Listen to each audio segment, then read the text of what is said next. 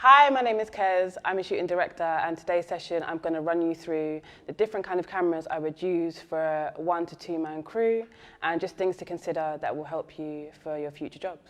My introduction into working as a shooting PD was through different jobs I had. I started off as a shooting editor, which meant that I would go out and shoot films for a hair company and then I would come back and edit them. From there I worked for a broadcasting company, and it was very similar. We would go and develop shoots, and you'd go out in a 1 to 2 man team and shoot them. So I had to get very hands-on and tactile with what I was doing.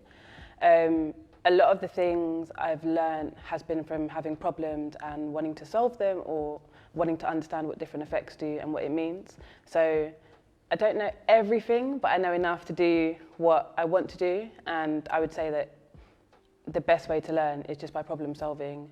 You can research everything technically online, loads of different videos, but today is just like to debunk the camera equipment and have it not seem as intimidating. The same way I've learned from being hands-on, watching loads of videos and just getting to grips with the kit. I think the main thing is that you have the confidence to look through things or pick them up or just kind of start. So this session will kind of show you the smaller DSLR, the kind of medium camera that can cater to kind of medium to high value shoots, and just go through the different bits of kit, what it does, how it makes a difference, why I would consider it, the different settings I'll look for in each menu, just so you kind of know, well, I know what to look for, or what I want to look for. There's some things I don't look for, but I don't know about them. And yeah, that's just kind of it. It's not too technical, but I feel like once you know or you're aware of these bits, you can figure out a lot on your own, and some things you might do in your own way with a different style. It can feel very daunting and intimidating, especially when you see big rigs and loads of kit, but essentially it is always easier once you start and know what you want to look for. And I may be wrong, but I feel like once you get the rules or the things you need on, say, a DSLR, it does convert to the bigger models, and it's just that they're bigger, and that's it. So when I know I'm going to do a shoot, the things I'll consider is hopefully booking in a recce before, just so you can go and see the space. Sometimes when studios have pictures, they use really wide lenses, so it's not as big as it seems. Working out how the sunlight will move through that day, plug points where you're going to plug in your kit, where you're going to store your kit, where you're going to hide your client in another room with a monitor somewhere, or you might have them next to you, depends how you feel.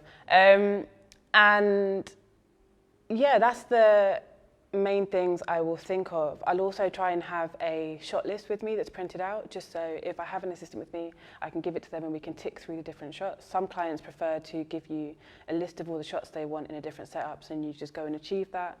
Or sometimes you write it yourself, and you can find yourself flustered when you're doing everything majority on your own, so it is good to have a list so you can check back with it in your downtime. Sound as well, if there are windows or mirrors that you can't close, or if you happen to be next to a really loud road, or you might be under a flight path. So just making sure that you consider all those things, so when you're ordering your sound equipment, you have something maybe a bit more sensitive or directional, so it can pick up the sound of your talent and not have too much ambient noise. One thing I'd really say that's important is making sure you have insurance when you are a small team, or you have your own kit, or you use someone else's kit, simply because worst case scenario, you might drop a camera down the stairs, which won't happen. God forbid it won't happen, but if it does happen, it's a hefty bill. Whereas if you have insurance, it may be, say, £70 for all of your kit for the whole day, but it just means that if anything does happen, you have to pay in excess of £250, and that's it, not like tens of thousands. There are different insurance brokers and different ways you can do things. Some higher houses will add you onto insurance for a fee of, say, sometimes that's at 5% of your kit, or they'll have a set fee. So you may not have personal insurance, but they will insure their kit, so if you do damage it in any way, it's fine. This is kind of a techie one. I would personally recommend that if you are someone who is hiring kit, even through a production, it's worth being insured. Insurance seems really daunting, and it seemed really daunting to me before I started freelancing. But actually, once you get on the phone and you speak to the different companies and you like ask them the right questions or listen to what they're saying about things like, what's this called? what's this called when you have to pay excess? All right, cool, fine, let me go. If you are hired by a production company to do a shoot and you're expected to have your own insurance, I think sometimes you'll see certain contracts and they will require you to have public liability insurance. These are the things I bring to each shoot just so I feel like I can manage anything which may arise and a different needs. The first thing is a Leatherman.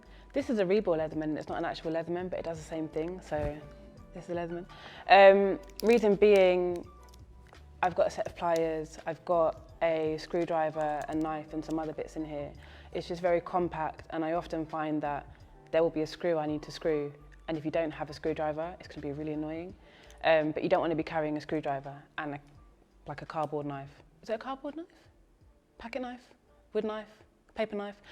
A screwdriver and a carpet knife, and like all of that could be very big. So this is something quite compact you can keep in your pocket or like a kit bag, and you're good to go. This looks mad, yeah, but every time I've had a shoot on a really, really bright sunny day, it just creates like a sense of shade, and I look ridiculous wearing it, but it helps. I promise you, it helps. I got it from a shop. My friends are gonna laugh at me, but it's fine. So it basically goes on like this. So if you're like, I'm gonna put it on. Basically, if you're looking over your viewfinder and there's just sun glaring or the sun's behind you or whatever, if you're like this, it just blocks it out. So it's not really on trend, but you know, sometimes you just have to do what you need to do, and this is in my core kit bag, and sometimes I just wear it because I like it and it makes me feel better. So that's that. Water bottle, especially now with COVID, you want to have a water bottle just so you can have like your clean source of where you have water. Often if you're busy as well, I'm saying I'm talking about me. Often if I'm busy, I forget to drink water and you just like start to lag. And even if you want to spice it up with like a Barocca in there, something for energy. This is not a kit bag. My friend gave this to me. It's meant to go around your leg, but I put it around my neck and it works, so that's what I do. That's fine. I do have another screwdriver kit in here with smaller heads and bits like that. I do also have, this is called the Allen key, isn't it? I have, again, like all of these things, there's probably the real places to buy them from. I bought this off eBay, or maybe it was Amazon. I bought this from an online retailer, which is not the right retailer, but it is an online retailer that sells it. And it basically just makes me feel covered that if I need to tighten my tripod, if I have a fixture, I can get around it with the bits I have, even if it's a struggle. So tape, there's different colours. You can get different colours of tape. This is a 1-inch size tape, and then you can get a 2-inch size tape, which is a bit bigger. Tape is good for everything. I use it to sometimes tape quick fixtures to lighting panels, for like diffusion or whatever. I might use it if I need to do, not that you're meant to, but sometimes things don't stick where they want to stick, so you just extra stick them. And then also if you're using filters, sometimes you can forget which filters you've used or the gradient of the filter, so it's just nice to have it on the matte box and then remind you which filters you're using. And also if someone comes to the camera, they know kind of what's there, and also to match your cameras as well. So tape is cool. There are loads of brands of different tapes. Don't put tapes on light stands because it gets sticky and you can't get it down and the high house will hate you. That's something that I always get told. And then I've got clips. So clips are the same thing. I do kind of keep them in case I need to maybe clip fabric together. I wouldn't really put this on my camera gear and stuff like that, but I usually kind of have it on my person because you never know, really. That's just, I'm trying to be flexy and versatile, and yeah. So now we're going to talk about cameras and my kind of go-to choice, which would be FS7. So the reason why I use this camera is because when I was working in my job, it was the second camera I was introduced to, the first camera being a C300. But between both of them, I found I favoured using this just for loads of reasons, but I'll kind of talk through the bits I like about it.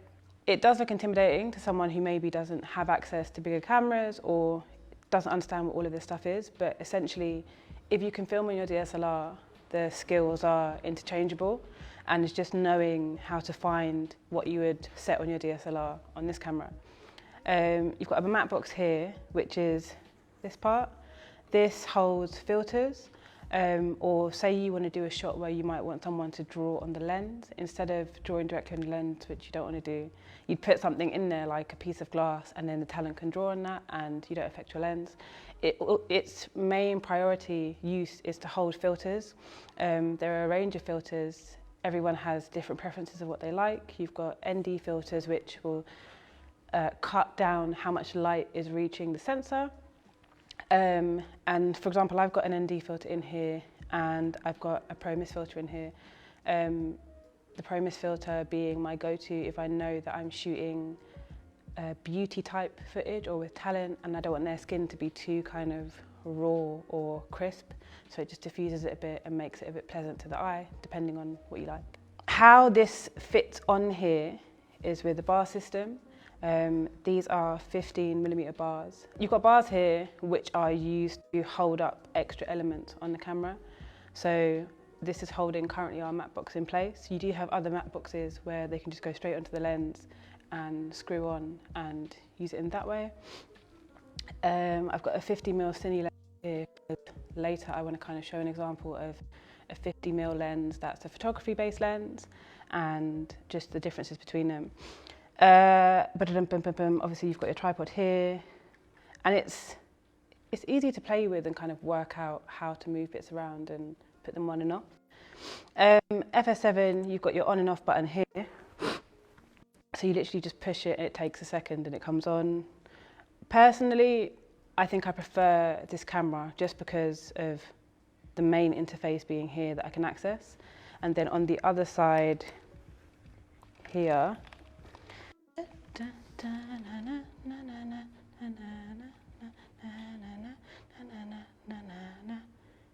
you have your sound. So you've got your two XLR inputs there and your different switches. So whether you want it to power off, say, the camera or a mixer, you can power your mics off the camera. So that's all fine. I've only got one input at the moment, which is this mic here. This is kind of your go-to set if you're filming, say, something running on documentary. So you might not have time to put a specific mic on someone, but you might want to get ambient sound if you're going to say, let's say a protest, and you wanted to get like vox pops and just have people speak into the camera, but it wasn't crisp. You can use this mic. So just a quick run through of the kind of the buttons I use. I want to say the buttons I use because if you want me to do a tutorial on everything, I will fail, but I know what I look for, so it's fine.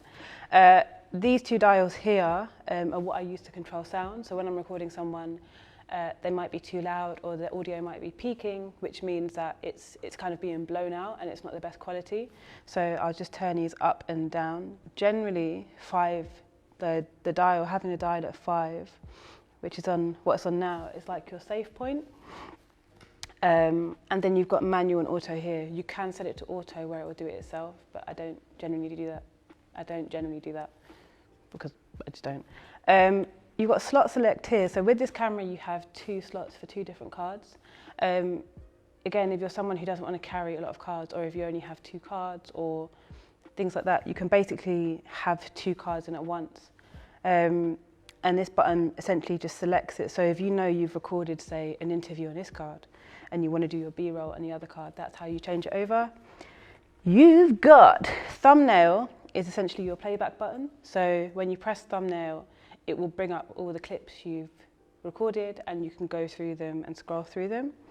This is your kind of, my nails look, this is your kind of dial to roam and move around the camera, left to right, up to down, up to down, up to down. And then you've got all these buttons here.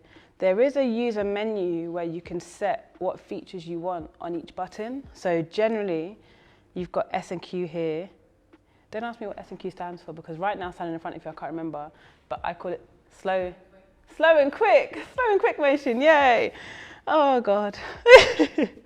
So you've got slow and quick motion here, which essentially when you press it, it will just go straight into slow motion. A nice thing with this camera is you can film and watch playback in real time as it's been filmed. So if you want to have someone like running off slow motion into the distance, you can see how it looks, and if it's flattering or not flattering, and then you can change it. You have 2, 3, 7, 8, 9, 10, all these buttons here. So generally I will change number 2 to be a focus magnifier. Reason being is that there is a focus magnifier. If I turn the camera around on the other side, that is actually the camera handle, but you don't need the handle to use the camera. You can have it as just a body. This just gives you extra stability, and you can change things with it, but it's not a necessity, and sometimes they break. So if I change the focus, so the focus magnifier is, so you've got a release button here, which is how you move it to kind of figure out however you like.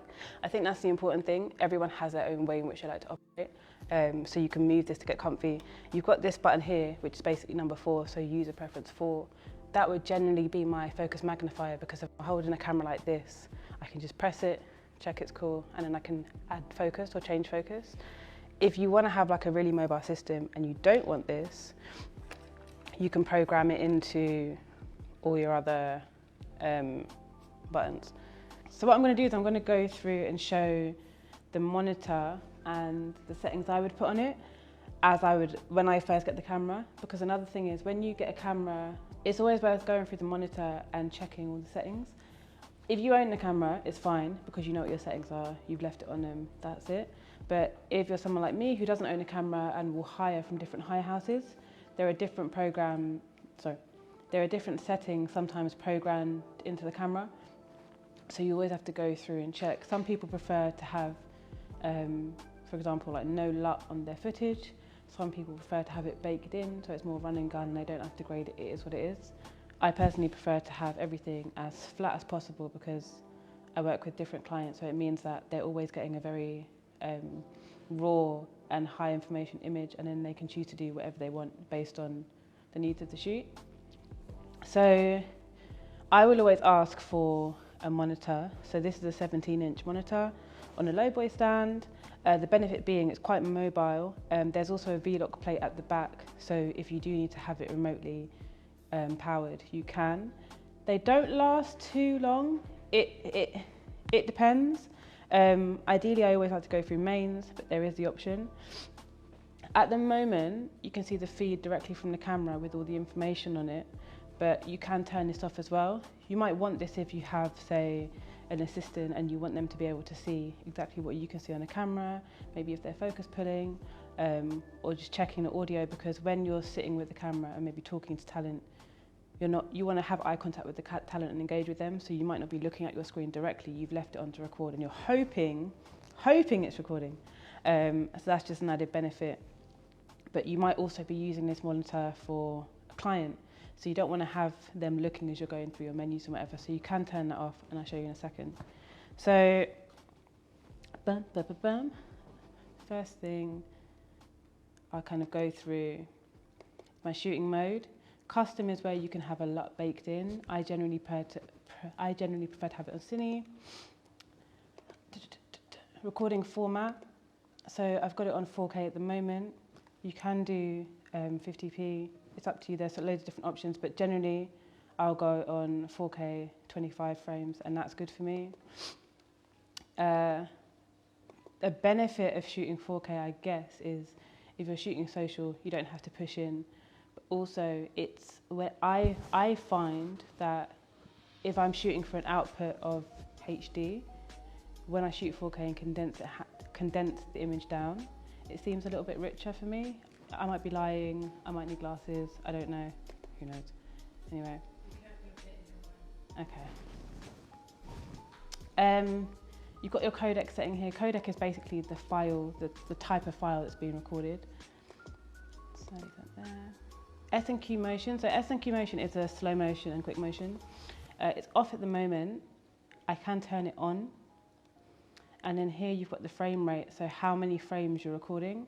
As we're shooting 4K on this camera, the max you can do is 60, which generally is fine. You will find that, I find that if I want to do kind of walking shots, Sometimes I'd like to do maybe 75 or 100 just because it's a lot smoother, but it is also a lot slower, so sometimes there's no need for such slow footage. On this camera you have SDI1 and SDI2. I would always put the client monitor in SDI2 because then I can put the LUT on the image and it doesn't affect the recorded file. It's just a reference LUT. Whereas if you put the if you want to connect your monitor to SDI1 and the client wants to see the LUT, if you then turn this button that says MLUT on, if you turn it on, it is recording to the main file. So that's one thing that someone told me and I always remember, like SDI2, SDI2, SDI2. And Esther told me today that you can get splitters for your SDI, so you can have 2 monitors with LUT showing. Sometimes on the project it doesn't matter. I generally by rule will label my clips, reason being because when it goes into the computer it's easier to find. You can find it by the date, the project. It just makes life easier for your editor or maybe your producer, or someone might lose a hard drive and then they know that, oh, this footage on there is from Girls in Film. So this is where I would go to basically change my name conventions. I always start off with date because generally that will order it in the right way when it comes to the computer. Obviously you scroll through here, pick what you want, that's it. It's number set 3 because I accidentally pressed record twice, so it should be number 1, but it's fine. All right. When I was talking about assignable buttons, so like personalized buttons, you've got the side of the camera here and you've got 1, 2, 3, and then you've got 7, 8, 9, 10. This is where you can program in, or I say program in like it's really technical, you just pick what you want basically. Video signal monitor on here is the waveform, so you can press number 2 to have the waveform come up and just show you how your tones are balanced on the light in the image. I've got S&Q motion if I want to change it really quickly, and I've got focus magnifier because I can't see. I struggle to see. I don't like wearing glasses because they get foggy and then I can't see anything. So with the focus magnifier, I'll focus on, say, my talent, and then I'll press that button just to double check it's like actually in focus. And then you can pick whichever you want, but generally they're the main 3 I pick. Format media, something I learned by mistake because in my last job I did a whole shoot. I potentially didn't format the card and it was fine. We were filming on it all day, whatever. And then when I gave it back to the edit team, it was corrupt. And it was because I didn't format the media, especially when you're using SD cards, which are interchangeable between like DSLRs. But if you have say a 5D DSLR and you put an SD card in there, it will create folders for it and it will put the settings of the 5D in there. And then if you take that card out and then put it into a A7S, for example, it will create folders for the A7S. Format your cards! Format your cards! Basically, it's really quick. And if you just get into a routine of every time you turn on the camera, you format your card, you check your ISO, whatever else, you'll be fine. You've got your shutter speed here, where you can change your shutter speed. If you want to, why would you want to change your shutter speed? You might want to go, I can't at the moment, but you can go, say if I went like 1/2 and you wanted to shoot someone maybe walking around looking drunk or like blurry or like your kind of disco, I'm high footage. You're not high, but you're trying to show someone's high. That's where you'd have a lower shutter speed, so it's a bit more blurry. Another thing is, because we're on S&Q mode at the moment, there's like a no sign on the camera, basically meaning that you can't record sound. You can't record sound when it's in slow and quick motion. It has to be off that, and now you can see it's picking up my voice again. And then you've got all your settings here as well. So you can see we've got 51 minutes left on the card. It tells you what LUT you're using, what file type you're recording in, the frames, the size, the battery, the Kelvin that the camera is turned to, which is like the color temperature, your ISO, your shutter speed, manual focus. One thing that you might want to consider is your frame guidelines.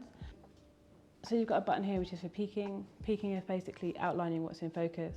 And when you're using the camera, you'll see as you kind of roll the focus through the frame and look at it, you'll see different things outline in whichever colour you pick. You can pick black and white, blue or red.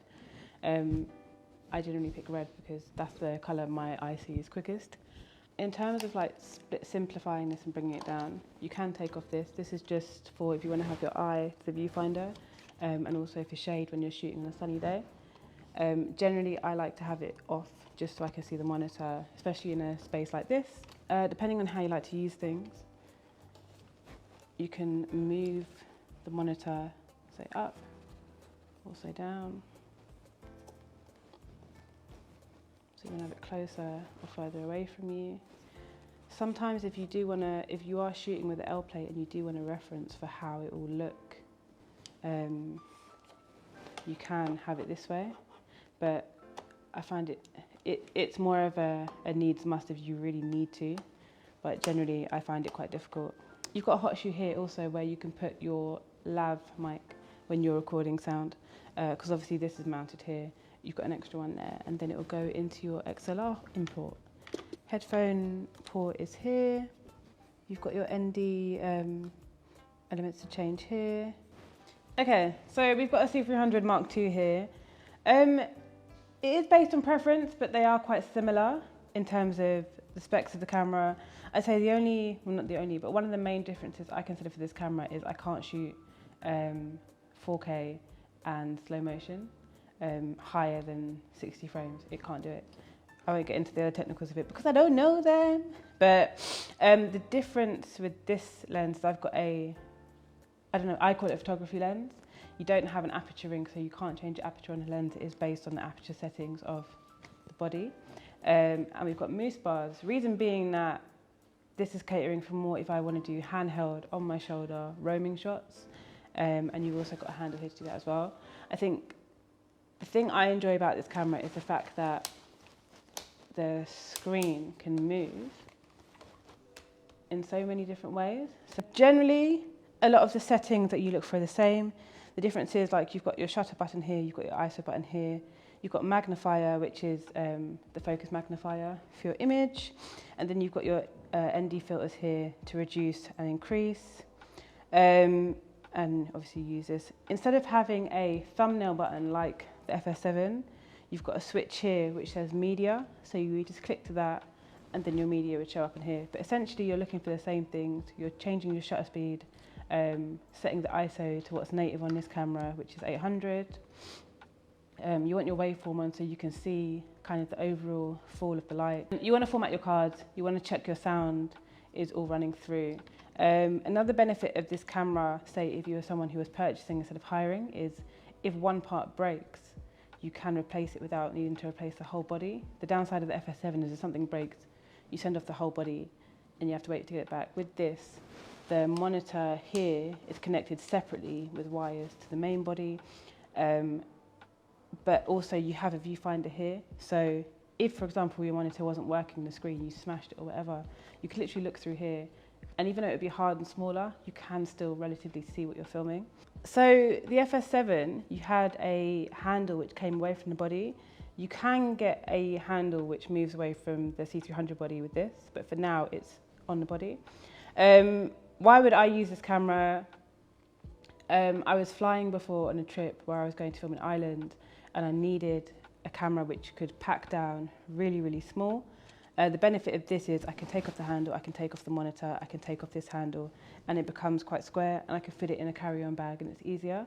With the FS7, the body is so big that when you want to add in your lenses and other parts, it becomes very bulky, and sometimes it's a lot harder to fit in. You have to have a bigger bag. So the other difference with the C300 is everything's a bit more forward, so your microphone is generally more forward. But you also have the option, if you want to, where you can put this in here. Again, everyone's different. I don't know what everyone else does. Some people might do it differently. But if you want to have this, for example, closer to you, or I don't know, you're in a tight space where you can't have that extra space at the front, things like that. I don't know, maybe you're hiding your lens behind a piece of fabric, so you want everything to be behind it.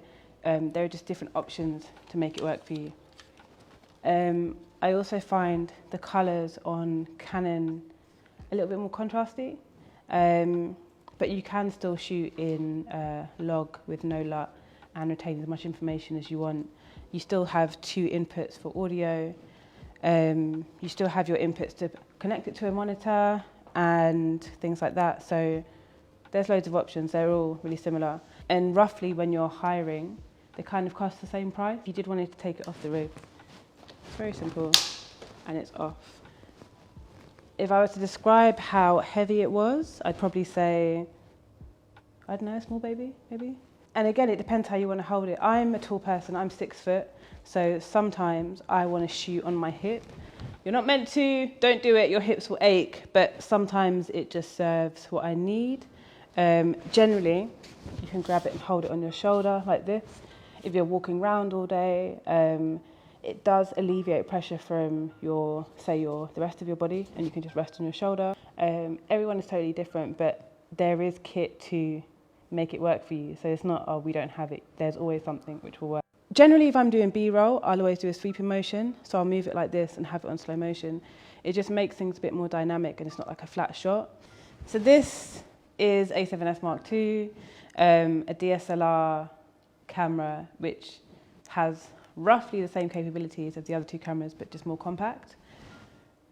There are benefits of using this, and like I said before, every shoot is a needs must basis. You can put cine lenses on this. This has currently got a photography lens on it. You can also have a box on top for recording, having 2 XLR ports coming in to record your audio. The benefit of this camera is it's very small and very compact. So ideally for me, it doesn't make sense for me to build it out and to have like a matte box and a battery pack and a this and a that, because then it becomes the same size as my FS7 or my C300. But the benefits of doing that maybe is if you need those same capabilities but you're traveling, because this obviously packs down a lot smaller than the other 2 cameras. Also, if you're a photographer and you want a camera where you can take stills and video, this is kind of your go-to, and it's more affordable. The bodies on the other cameras are like in the tens of thousands, whereas this body is in the range of like $3,000. So if you wanted to buy a camera just for yourself, it's a more feasible option. It's the same thing. You kind of look for your ISO, your shutter, formatting your cards and those bits. Nothing is vastly different. The build differences of this camera is you can move the screen. So it's not fully flexy in the same way as the other screens. You can't take it off as such and have it anywhere else, but you can move it.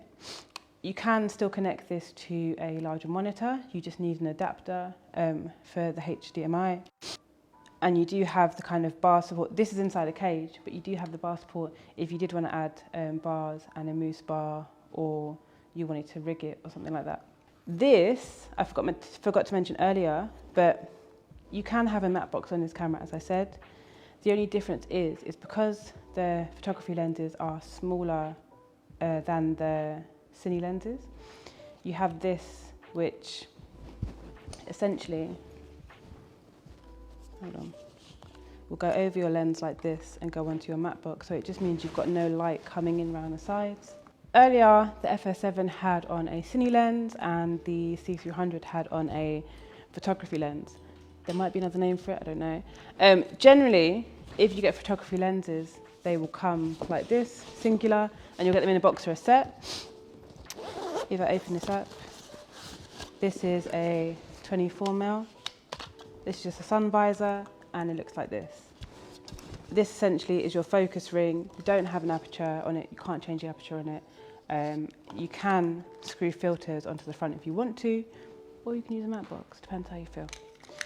And then when you have cine lenses, I guess the benefit of these lenses is if you have a Canon system camera or a DSLR, or even a Sony camera with a Metabones adapter, you can engage the autofocus option, so you can autofocus with them.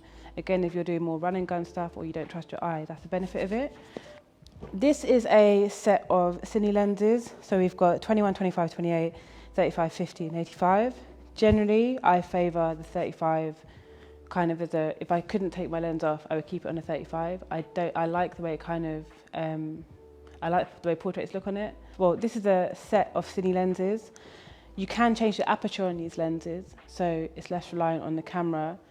However, if you were looking for that autofocus feature, you don't have that on these. It's very much you focus it yourself, or your focus puller will focus it. But for a general run and gun shoot, I would focus it myself. One thing someone's always told me is that when you're not with the lens case, you have to close it and lock it, because someone will walk past you, see it, think it's closed, open it, and your lens will go flying down the road, and you're just gonna have a big bill and be sad. You don't want to be sad. There's no best lens to start with. You can get zoom lenses if you're someone who doesn't know what perspective they like, so you can kind of go through the different ranges and see what you feel like. There was a time I went on holiday. I went to Morocco and I didn't have any prime lenses. However, I had a 24-105 zoom lens for Canon. And I love 35mm lenses, but I didn't have one. So basically what I did was I got sellotape. You're probably not meant to do this, I don't know. But this is what I did. I got sellotape and taped the lens on the 35 mark so it wouldn't move. And that's what I used. And it was fine for what I wanted to use it for. It's obviously not going to be the same quality or feel as these lenses or a prime 35mm, but it did the job. So in terms of starting off, I would say if you're starting off with camera kit, obviously something like this is very expensive and very specialist, and you need to know how to handle it, how to look after it, how to put it on the camera and take it off, and things to consider. So I would say if you're not comfortable and necessarily experienced in doing that, if you were to get a photography lens, that's a zoom lens, and then put it onto a Metabones adapter, maybe for the FS7, and then use that, you can get to grips with how the lens looks in different ways, but it's not as expensive and you won't be as stressed. When I started freelancing, my main goal was to establish a relationship with different hire houses, just so there wasn't that disconnect and I could talk to people who directly worked with kit, who I'd be engaging with, talking about recommendations for kit or what I'd need. And essentially, they are people who work with kit on a daily basis. They're specialists in kit, so you do want to talk to these people to find out maybe what they would recommend, which could be different, maybe something new that's come out that you don't know about. Sound. It can seem super daunting, but it's actually not too hard. There are two options. There are many options, but two options I would use. You've got a receiver, transmitter. This sends audio to this. And this cable here will connect into your camera. So essentially, this part will go onto your talent or whoever, and you can use it. Or sometimes if you're really like, there's been situations where I had to film something and I didn't have a top mic, so I sellotaped this to the table so it could it could record basically the sound, just like Higgy solutions to problems. So if I stand and talk like this, you could hear what I'm saying. But you just put this under someone's jumper and then they can usually just walk around and forget it. Key things, if they're wearing necklaces, you're going to have hell because you're going to hear rustling. If they're wearing like those 70s like tracksuits, you're going to hear it. It's going to be annoying. If they're like me and they do this and they hit themselves a lot, you're going to hear it and it's going to be annoying. So that's something you would brief someone for before a shoot, like basically don't move, stay still, don't move, and you'll be fine. The receiver, essentially, that goes into the camera, you have a few options. So with the A7S, if I didn't have that top sound box, I would connect this straight into the camera. So instead of my jack going to XLR, I would use this wire and I would use a jack to a jack, and it would go straight into the camera. Why would you use this? If you want to record your sound audio separately to the camera, maybe you want to record sound and you don't have a camera, so you want to record a voiceover, that's where you would use this external recorder. You still have the dials here, so you can change the level of sound you hear and like the sensitivity and things like that. Unlike the camera, you have 4 inputs. So if you were recording 4 people having a conversation, that's where you would merge this with your camera, because you might record all the sound through this and then use a clapperboard to sync it together with the ambient mic on the camera. Does that make sense? If you want to record ASMR, you can just hold this here and talk into it, chew into it, and you've got some really good quality sound there as well. This comes off and leaves you with this. This is more like a spit shield, or when you're outside in wind, just to stop it going onto the mic, because essentially everything that goes onto the mic will be heard. And you can just push it straight on like this. And these look really intimidating to use, but they are pretty easy. You've got left and right here. You've also got 1, 2, 3, 4 if you want to isolate a particular channel to listen to or record through. So there's benefits for either. So that's sound. You can do it on your own. I think the more you do on your own, the harder your job becomes. So you don't always have to do everything on your own, but these kind of systems make it easier if it's a one-man team, or you might have a runner or a production assistant who isn't necessarily camera savvy, but they are smart and they take direction well. So you can just direct them on what you would like, and well, that's what I do anyway sometimes. And yeah, I've decided I like Daisy, our director, DOP's set enough that I want to take it apart. So there's 2 lights currently in front of me, and there's a lovely light here, and also the background is a screen, but it happens to be a nice backlight. So I don't know if it's making me look better or worse, but there's a lot of light around here. As I've gone on and spent more time experimenting, my lighting preferences have changed and things I use. When I worked as a shooting PD, my kind of go-to on shoots where I might not have been able to do a big recce or have a technical set or have a lot of people, because even if I have, as many lights as I want, I still have to load them in myself, build them up myself, check them and tweak them all, and then build them down myself, and it can be quite cumbersome. So we've got 2 different types of light. So we've got a flex mat with like a gemmy bally type attachment, which I think just makes the light feel less flat on a C-stand. But generally, if I was to light something, I favour this kind of angle, being a bit more toppy into the side. Okay, look at my face now. This is my face now as I look. Hold on. I look slightly different. This is one of the heads. Again, it might look super intimidating to someone, but essentially, this is it.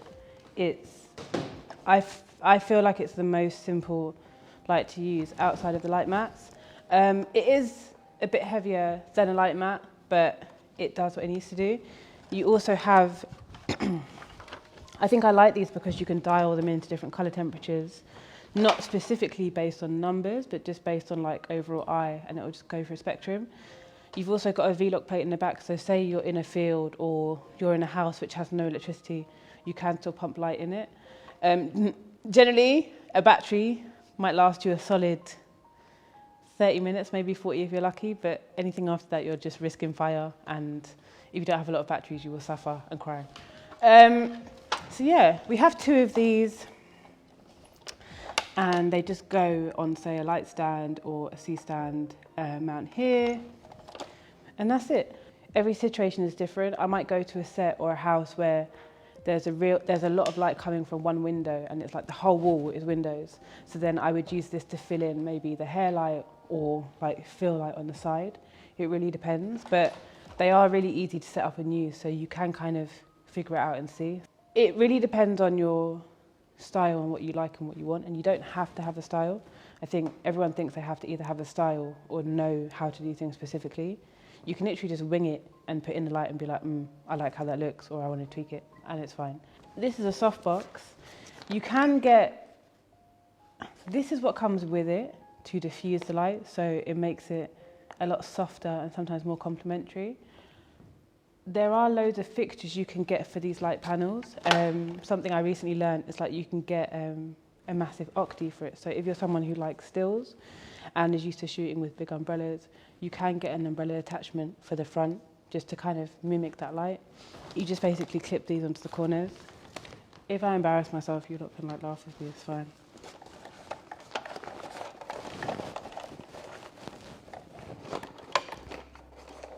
Again, there probably is like a sexier way to do this, but it works, so it's fine. And then you've also got on the back as well, you have the option of connecting it to the V-Lock. You can also connect this to the mains as well, so you can just plug it in and it won't go out mid-interview, which is nice. The Astras are a lot bigger, but again, they're really simple to use. Even if you're someone who's not used to lighting, you literally plug it in and press the on button, and that's it, it's on. And then you can tweak it from there. There are loads of other lights, like in general in the film industry. These are LEDs, so they don't get necessarily hot. You don't burn yourself on them. Whereas you can get like tungsten lights and other heads where they do get hot, but sometimes people favour the light from them. I like them for more skin work, but I wouldn't use them when I'm on my own because I just don't have the capacity to use them safely and use my camera and other bits. I kind of glazed over a lot in this video, which wasn't in depth, but I hope it was enough for you to look at and be like, oh, okay, cool. I might have a way of manoeuvring around that I didn't consider before. This video wasn't super technical, but I just wanted to highlight the things I consider and the reasons why I like certain different cameras and the differences between them. For me, there are a load more of technical features or reasons why other people would use them, but these are the things I look out for. Ideally, for you or someone wanting to get into filming, the main part is just like knowing the basics of what you want, and then it will always expand out to other cameras. And everything is really accessible. You can go to different high houses and you can book test days. If you watch this video and you find this overwhelming in terms of what's been shown or my rambling, I would say first step for anyone wanting to make a portfolio of any kind is just get a feel for what you like to film. You don't need a big camera or a DSLR or like amazing lenses to do that. You can do it with your phone. I know that sounds cliche, but sometimes it fits and it works. You can get gimbals for your phone, you can get tripods for your phone and stands for your phone. When you get more confident in what you would like to film, then you can look into which camera you'd like to access and use. If it's a case of you need more accessibility for the cameras, that's where you build relationships with high houses. So you can speak to them directly and let them know that you're interested in learning about new things. And when they have new things, they'll share them with you. And when you have budget, you can hire it from them. The quickest way to grow or expand your skills is to just do. So if you have access to someone who maybe has a camera, if you have a past relationship with a high house, and even if you don't, like just sending them an email, telling them about like what your experience is and what you'd like to expand in. The best way that I have learned in the past is just shadowing and watching. So working on sets as a PA or a runner, just to kind of look at the kit and kind of remove that mystery around how people use it. I'm a kinetic learner. If I see someone do something, I then know how to use it, and then I just experiment based on that. And there are many, like, when I tell you there are so many technical videos or experimental videos online showing how different filters look, how different lenses look, how different people operate, and video examples of it, there is a wealth of information online. Online is your friend to find out the information you want to. So literally, like, don't be afraid of starting or don't feel like it's not the right industry for you. If you were already in the film industry and, okay, I can't speak for anyone else, but I used my jobs I was working in different roles. I was never a DOP or a director. I was always a bit of this, a bit of that. And I used all of those different moments and experience to build up a portfolio of work, which I then made a website with. And my intent was to show people what I can do and what I enjoy, so I can get more of that work and then succeed in that way. And then you will find that some people or some clients will see potential of what you have in other realms, and then sometimes they'll just like book you on a whim of, we assume you understand what we're saying, we feel like you have enough background, let's wing it and see what you do. Not every job is like that, but some jobs are, and usually those are the best relationships because it's just an element of trust. I'm waffling, but if you do want to, I would say the main thing anyone needs is a portfolio, a website that can easily be shared and accessed, because a lot of work you will find is from word of mouth. people referring you, people saying, oh, have you heard of my friend? And then sending your website to whoever. If you're not someone who likes social media, Instagram is an invaluable tool for that, because again, it's a free element of marketing where you can put your images or put your videos or just put content you make around creating, and people can easily find you and share you and share your work you're doing, because essentially that's how you will make more connections and sometimes make more jobs. Thank you for watching this video. I hope you found something informative, or you might have just liked watching me move around with cameras.